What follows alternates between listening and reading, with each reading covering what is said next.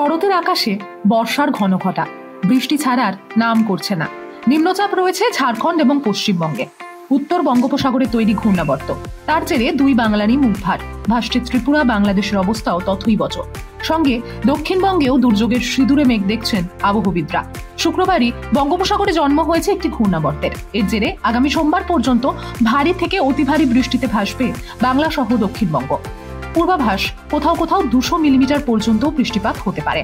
এই বৃষ্টির পূর্বাভাস বাংলা সংলগ্ন রাজ্য ঝাড়খণ্ডেও। দামোদর উপত্যকায় ভারী বৃষ্টি হলে বাংলা তো ভাসবেই। আর এর জন্যই শনি রবি কলকাতা সহ দক্ষিণবঙ্গে ভারী বৃষ্টির সম্ভাবনা রয়েছে পূর্বাভাস হাওয়া অফিসের। গত কয়েকদিন ধরেই প্রতিবাদ মুখর তিলোত্তমা ভিজছে লাগাতার বৃষ্টিতে। তাপমাত্রা এক ধাক্কায় কমেছে অনেকটাই। আবহাওয়া মোটের উপর মনোরম, তবে আপেক্ষিক আর্দ্রতাজনিত কারণে অস্বস্তি বজায় রয়েছে। শুক্রবার শহর কলকাতার সর্বোচ্চ তাপমাত্রা থাকতে পারে 31 ডিগ্রি সেলসিয়াস এবং সর্বনিম্ন 27 ডিগ্রি সেলসিয়াস। বাতাসে জলীয় বাষ্পের পরিমাণ সর্বাধিক 97%।